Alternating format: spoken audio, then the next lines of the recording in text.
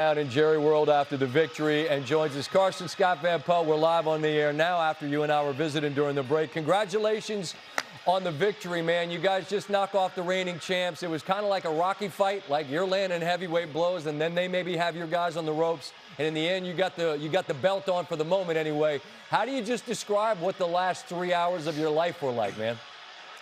It's been unbelievable. I mean, that's a really good football team that we just played against. That defense has, there's players at every single position, and they're really, really, really talented. So, so much props to Ohio State and, the team and the defense that they are. But, our guys came out today, and we played our butt off on defense, on offense, on special teams. All three phases were really rolling, and we were able to pull out the dub.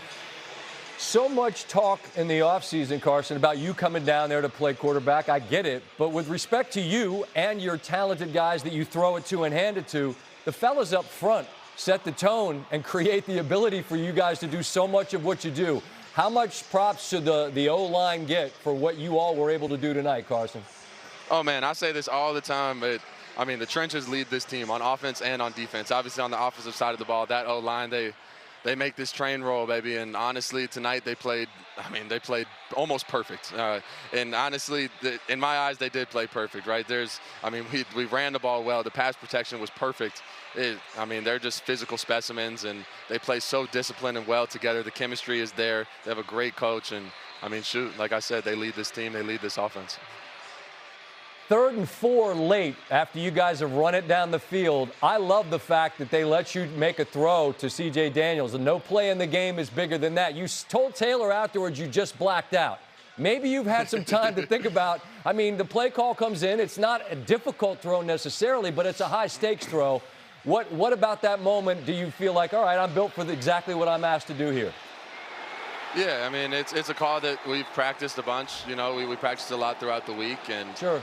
They gave us a man look on defense, and you just got to trust your guys, and the big moments you got to deliver, and that's what we were able to do as an offense. Look, when you make a move like you made, it's risky to a degree, and now it's like, all right, at minimum you've made it to the semis. Just for you personally, I realize it's about the team, but for you personally, how satisfying is it to have everything work the way it has to this point? It's been amazing. I'm so grateful and so thankful for this team, these guys, my teammates, the coaches. The way that we persevered and fought through adversity this entire year, nothing has been easy about this year.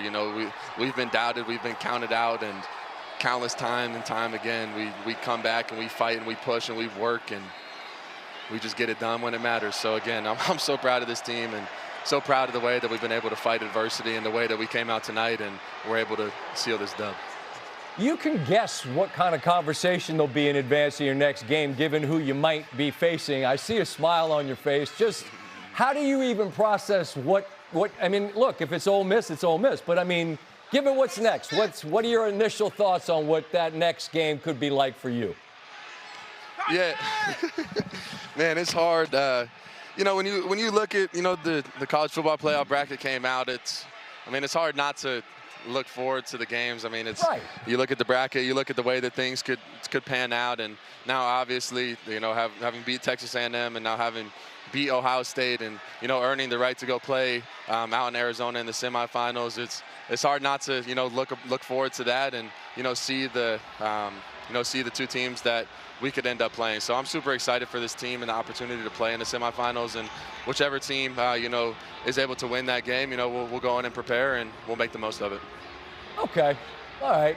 But it's fair to say the smile on your face is the answer to the question. I think we can all connect the dots on that. Let me just close with this, and we'll move out of that mess. I'm not trying to get you in trouble tonight. One last thought about your defense. You go up against them every single day, which must be a pain in the ass because, man, it's a pain. That's a rugged bunch. What would you say about that side of the football for the Canes?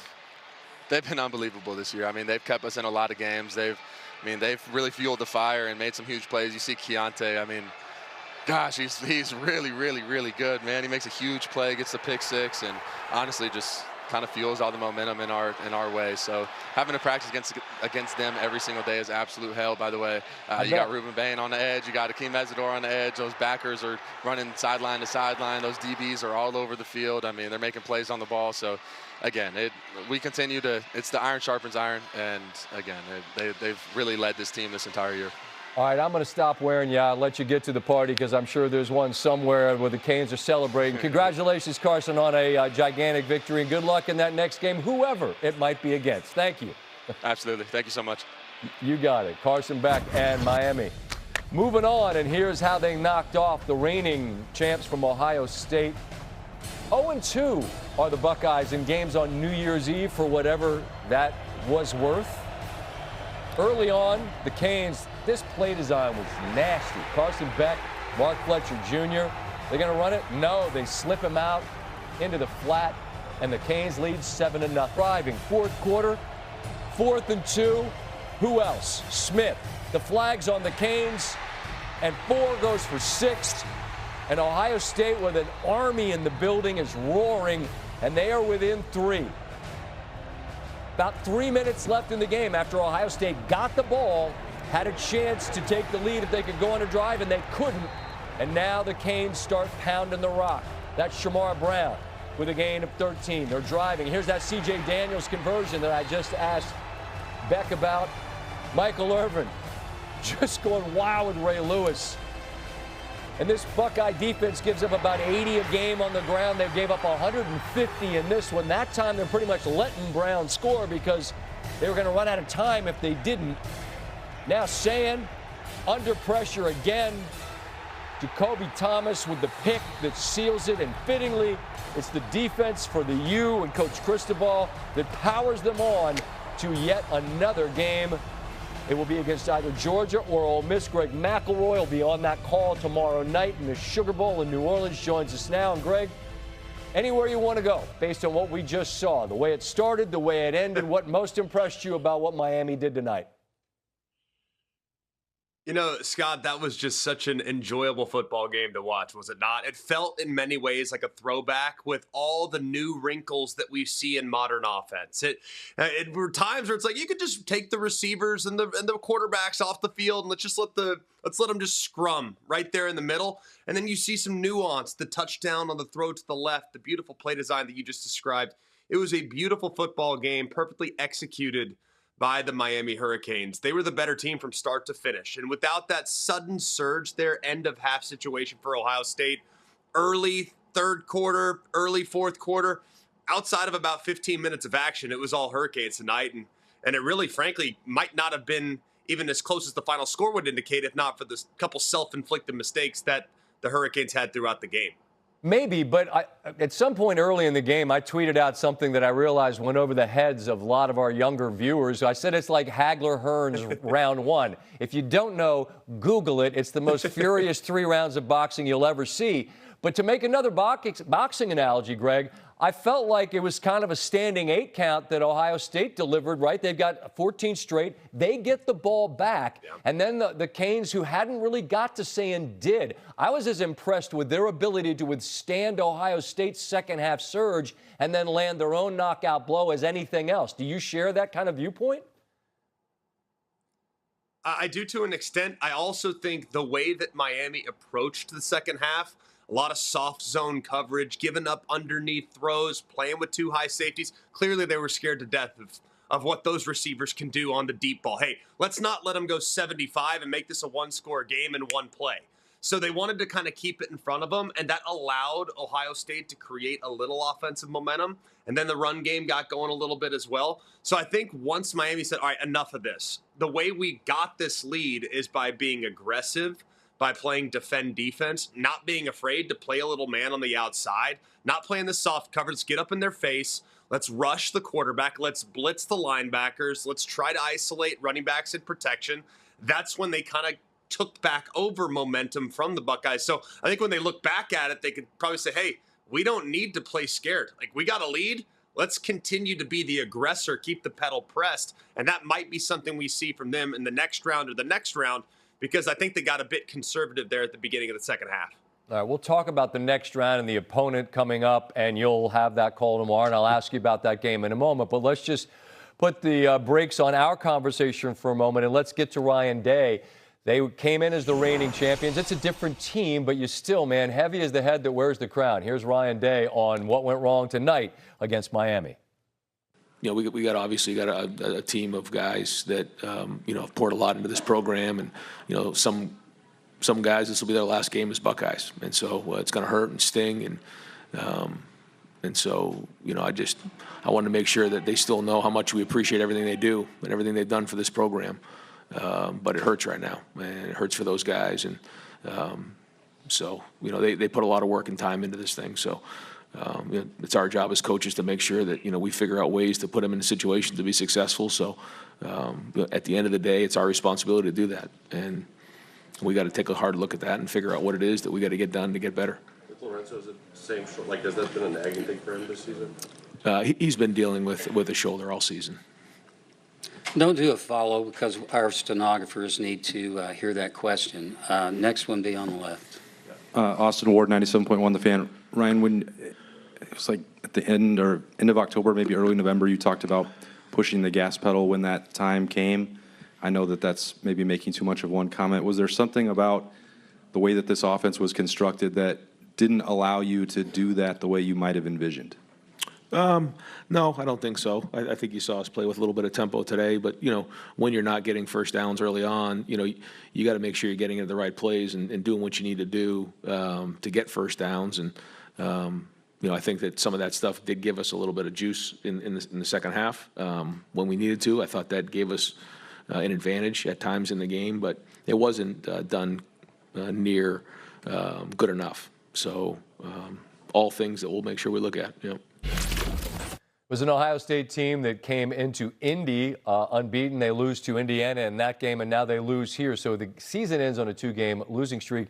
And oddly, teams who've had a bye now 0-5. Greg, I don't know. Is there anything to be made of that? It's a very small sample size. Last year's seedings were kind of messed up. I think we all know in retrospect because they changed it a year later. But do you have any theory on that?